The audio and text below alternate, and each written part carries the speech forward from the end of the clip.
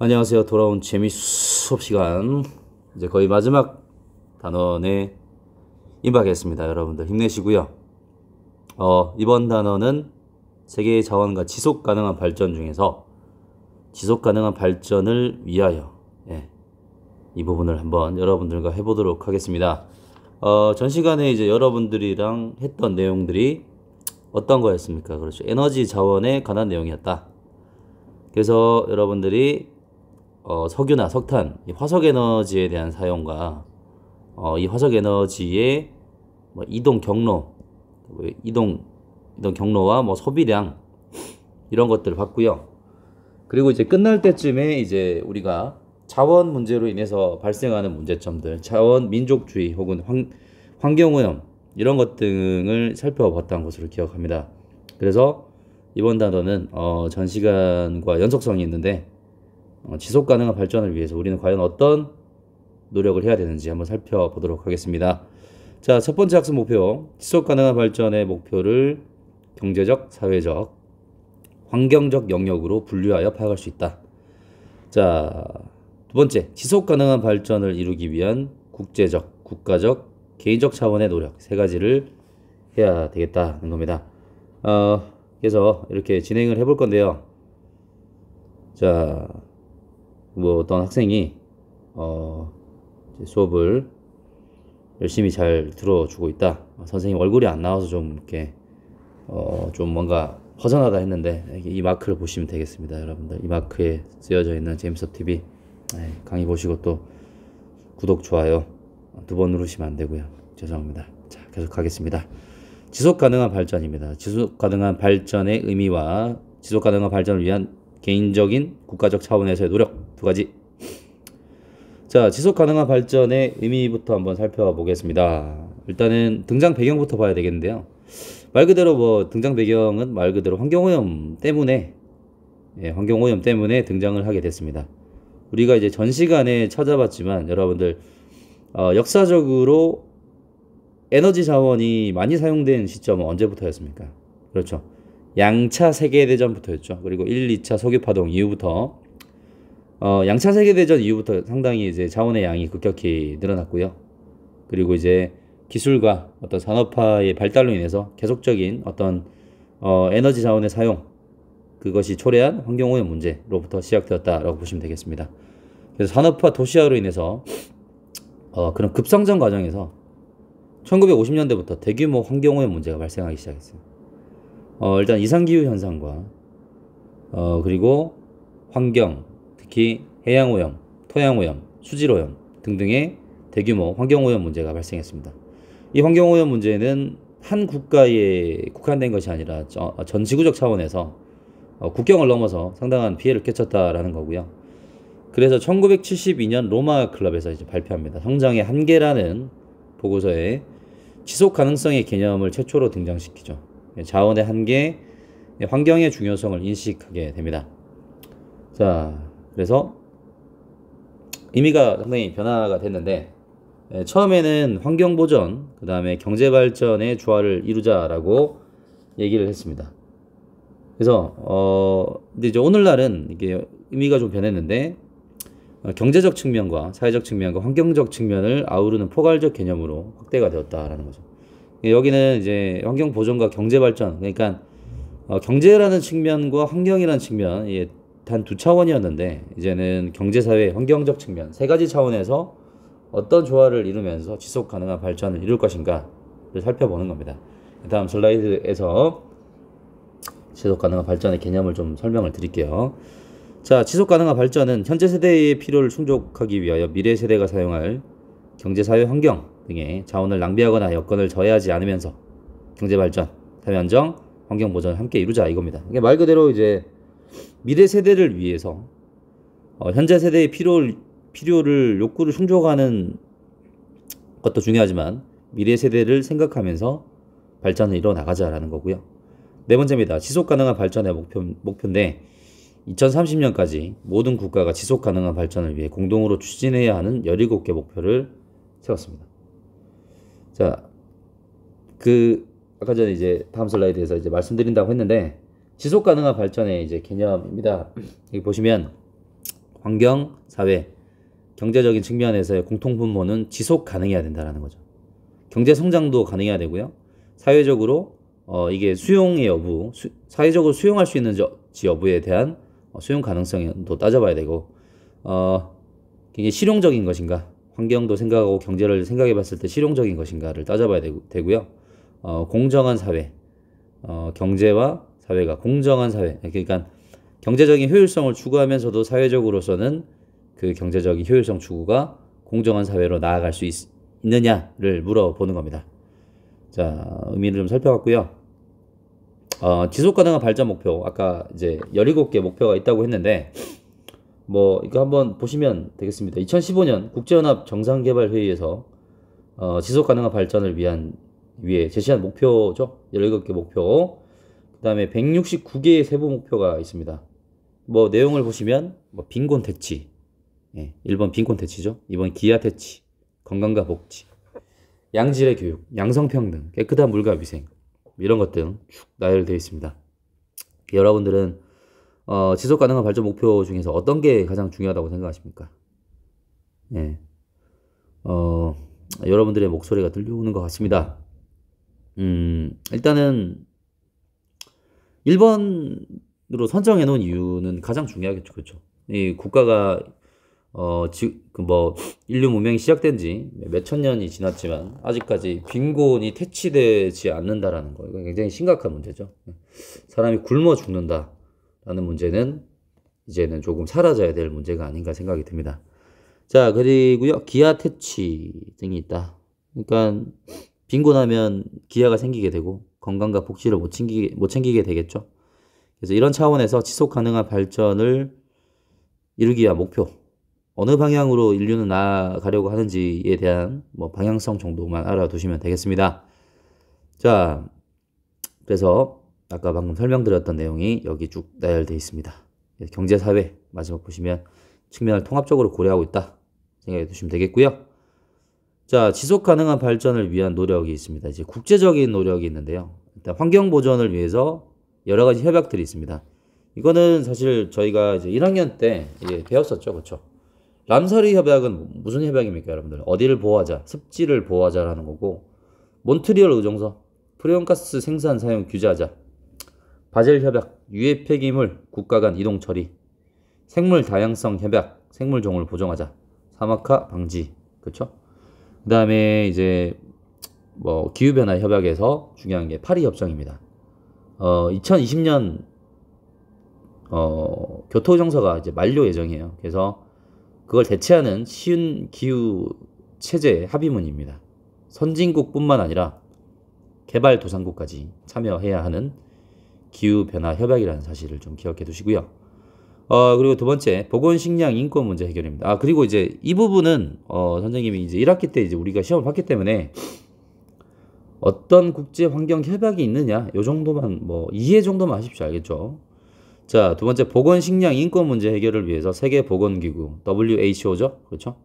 자, 그 다음에 식량농업기구, 국제연합인권위원회 등의 지원이 필요합니다. 세 번째, 개발도상국의 빈곤 문제 해결, 경제사회 발전, 복지 증진 위해서 경제협력개발기구의 공적개발 원조, ODA를 해야 된다라는 사실. 자, 그리고 이제 국제적인 노력 말고 이제 국가적인 노력입니다. 세계 각국에서는 지속 가능한 발전 위원회를 운영해야 되고요. 그리고 지속 가능한 발전을 위한 각종 법률, 정책 이런 것들을 마련하자. 그 다음에 우리나라는 지속 가능 발전법, 그리고 저탄소 녹색 성장 기본법을 제정해서 시행을 해야 되겠죠. 자, 그리고 이제 지속 가능 발전 기본 계획을 수립해서 그리고 지방자치단체와의 긴밀한 협력을 하자는 것입니다. 자, 개인적인 노력입니다. 자원과 에너지 절약, 재활용 등 환경오염을 약화시키자는 거죠. 그러니까 특히 여러분들 좀 안타까운 게 교실 불, 비일 땐 교실 불 끄고 가고 히터도 좀 끄면서 여러분들 하셨으면 좋겠습니다. 그리고 재활용 할 수 있는 것들 꼭 재활용해 주셨으면 좋겠고요. 두 번째, 윤리적 소비입니다. 이거 좀 중요한데, 윤리적 소비입니다. 말 그대로 이제 교과서 277쪽에 나와 있는데, 소비자가 윤리적인 가치 판단에 따라 상품이나 서비스를 구매하는 것이죠. 그래서 뭐 어떤 게 구체적인 예를 들자면 뭐 인간과 동물 환경에 해를 끼치지 않고 윤리적으로 생산된 상품을 소비한다라는 거죠. 뭐 예를 들어서 공정무역 제품 구매하기, 제품 구매, 그 다음에 모피코트 안 입기 운동, 모피코트 안 입기, 이런 것 등이 윤리적 소비고요. 공정무역 제품이 비싸죠, 그렇죠? 비싼데 구매를 한다. 선생님 이거 합리적 소비가 아닌 거 아닙니까? 그렇죠. 이거는 합리적 소비라는 개념과는 거리가 멉니다. 자, 우리가 합리적이다라고 얘기할 때는 어떤 거였어요? 여러분들 가장 많이 쓰는 가성비가 있냐 이런 말을 많이 쓰는데 최소의 투자로 최대의 만족을 누린다. 이게 합리적인 소비입니다. 합리적 소비와 윤리적 소비는 다른 개념이라는 걸 사실을 좀 인지를 하셨으면 좋겠어요. 그래서 윤리적 소비는 조금 더 비싸더라도, 그리고 내가 좀 더 남들보다 좋은 옷을 입을 수 있다는 것과는 사실과는 좀 별개로 자신의 어떤 가치 판단, 공익과 어떤 지속 가능성을 위해서 소비를 하는 것을 윤리적 소비라고 얘기를 합니다. 자, 합리적 소비는 아까 말씀드렸죠? 최소의 비용으로, 최소의 투자로 최대의 만족감을 얻는 것이 합리적 소비다. 윤리적 소비라는 개념과 구분을 해 주셨으면 좋겠습니다. 자, 그리고요, 자신의 소비 생활에 미치는 영향을 고려해야 된다. 저번에 선생님이 환경 파트에 얘기했는데 햄버거 커넥션 기억나시죠? 요즘에 이제 햄채 몇 이렇게 막 얘기하는 친구들이 있는데, 뭐 먹방 이런 거 보면 사실 이런 소비 생활, 먹방도 사실 생각해보면 윤리적으로 따지고 보면 그렇게 좋지는 않습니다. 왜냐면 햄버거 커넥션 여러분들 아시다시피 패티 하나, 소 키우고 이렇게 동물들을 대량으로 키우면서 황폐화되는 목초지, 그 다음에 그 대량으로 생산하면서 나오는 그 동물들로부터 나오는 이산화탄소도 상당히 많거든요. 그래서 환경에 많은 영향을 미친다라는 거 좀 기억해 두셨으면 좋겠고요. 자, 세 번째, 사회 정의와 형평성을 고려하는 건강한 시민 의식을 함양하자. 네, 넘어가겠습니다. 요거 좀 중요한데요, 여러분들. 온실가스 배출권 거래제입니다. 이거는 어떤 개념이냐면 교과서 276쪽에 나와 있습니다. 온실가스가 우리나라가 이제 배출을 하고 있는데 국가에서는 배출 허용량 기준을 설정해야 됩니다. 이런 식으로 해주고요. 이 허용량 범위 안에서 온실가스 감축을 하되 기업이 감축을 많이 해서 남거나 감축을 적게 해서 부족한 경우 기업 간에 온실가스 배출 허용량을 사고팔 수 있도록 하는 제도라는 거죠.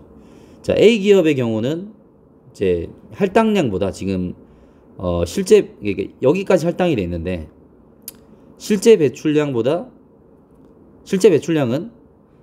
배출 허용량보다 좀 남는 수준이 있겠죠. 요만큼. 자, 요만큼을 이제 판매가 가능하다라는 거예요. 배출권을 이제 국가에서 나눠주는데 그 배출권을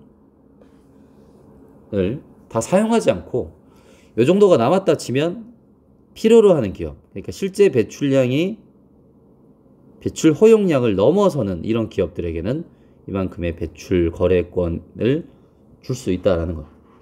그래서 우리나라 2020년 국가 온실가스 전망치 대비 30% 감축을 목표로 하고 있습니다.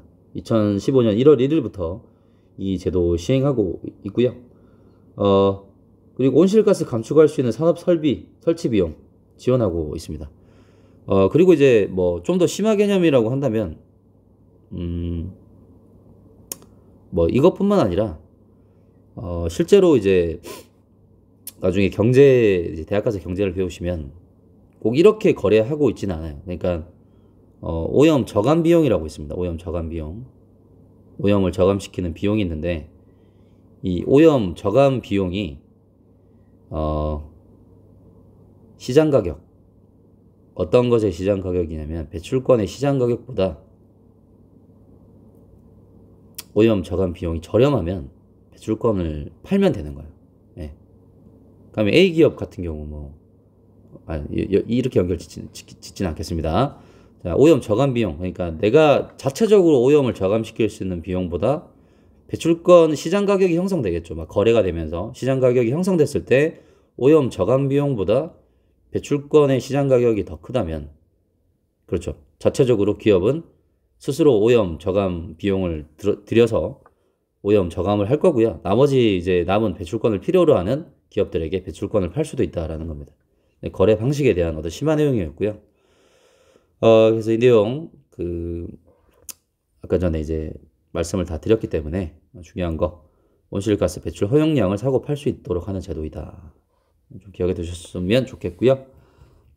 미국, 일본, 유럽연합, 우리나라 등은 이 제도를 시행하고 있습니다. 거의 OECD 가입 국가 등의 대부분은 이 제도를 시행을 하고 있다라는 거죠. 자, 지속 가능한 발전을 위한 개인의 실천 방안과 학급 생활 규칙을 세워보자. 자, 학급 생활 규칙 뭐 여러 가지가 있는데, 윤리적 소비하자, 건강과 환경에 좋은 먹을거리를 선택하자. 급식 안 먹고 패스트푸드 먹는 친구들이 있습니다. 성장에도 좀 안 좋고요. 여러분들 건강에도 굉장히 안 좋습니다. 여러분 젊어서 뭐 몸이 못 느낄지 모르겠지만 실제로 여러분들 건강하고 잘생기고 훌륭한 성장을 하기 위해서는 이런 음식 좀 끊어 주셨으면 좋겠고요. 자, 에너지 절약하기입니다. 이거 좀 여러분들 강조해 주고 싶은데 뭐 시험에 나오는 얘기는 아닙니다. 여러분들 꼭 시험에 나온 얘기만 제가 하는 건 아니고, 아까 얘기했지만 사용하지 않을 때 연결꽂이 뽑고 대중교통 이용하자. 가까운 거리는 걸어 다니자. 이런 것들. 빈 교실, 히터 끄고 불 끄고 다니자. 자, 그 다음에 개발도상국의 빈곤 아동에게 기부하기. 이거 상당히 중요하고요. 기부나 빈곤 퇴치 운동에 참여하는 것이 좋다. 그런 말이 있습니다. 여러분들 뭐 기부, 자선 이런 것들이 그 사람의 운명을 바꿀 수 있는 하나의 중요한 계기라고 얘기하는데, 발복한다라고 얘기하는데, 주위 사람들로부터 많은 어떤 그러니까 기부나 자선을 행하게 되면 주위 사람들에게 굉장히 좋은 인식을 가지게 되겠죠. 그렇죠? 대표적으로 연예인들 중에서 기부 많이 하는 사람들 누구 있습니까? 뭐 유재석, 박명수 이런 사람들 보시면 굉장히 이미지 좋죠. 그렇죠? 그리고 유명한 배우들 뭐 김혜자 씨 이런 사람들 보시면 굉장히 어떤 대중들로부터 선망과 좋은 인기를 누리고 있다라는 겁니다. 일반인도 마찬가지일 것 같습니다. 그것은 바로 드러나지는 않겠지만 주위 사람들의 평판으로 남게 된다는 거죠. 자, 재활용품 사용하기. 이것도 중요한 목표라고 보시면 되겠습니다. 자, 여기에다가 여러분들의 학급 규칙 하나 세워보시면 좋을 것 같고요. 등교하실 때 선생님에게 알려주시면 반에다가 써놓겠습니다. 자, 위 빈칸에 자신이 일상생활 속에서 실천할 수 있는 방안을 구체적으로 적어보자.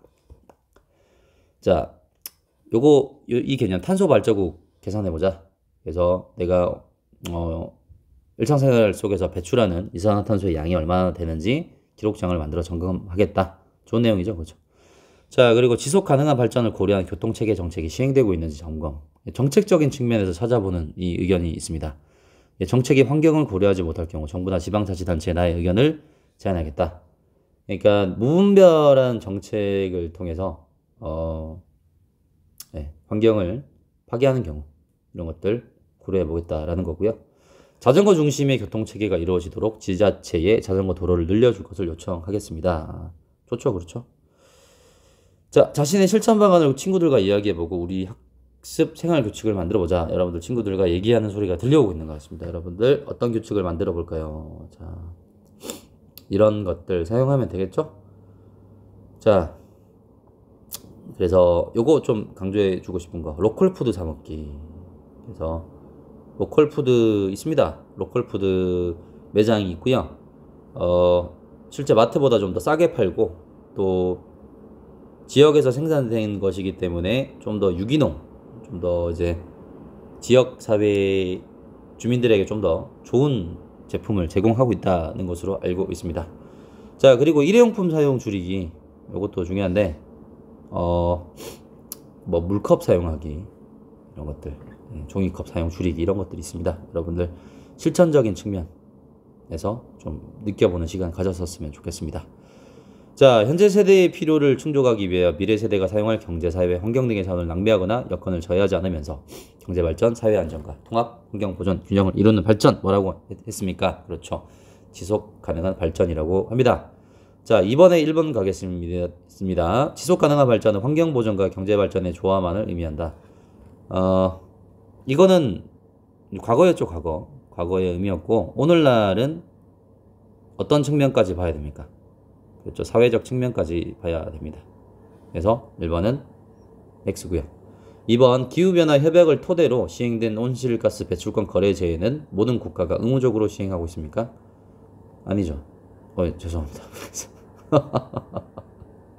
자, 4번부터 갈게요. 이게 왜 이렇게 3번부터 나오지? 자, 우리는 지속 가능한 발전을 위해 자신의 소비 생활과 가치관이 사회 및 환경에 미치는 영향을 고려해서 책임감을 가지고, 당연하죠. 이거는 너무 쉬운 문제였기 때문에 그냥 동그라미가 나온 것 같습니다. 자, 이번은 X라는 거, 모든 국가가 의무적으로 시행하고 있는 건 아닙니다. 알겠죠? 여건이 되는 일부 선진국들이 하고 있다 라는 거 기억해 주셨으면 좋겠습니다. 자, 그래서 이제 다음 단원, 미래의 지구촌의 모습은 어떨까, 이제 다음 시간에 여러분들과 함께 살펴보도록 하겠습니다. 감사합니다.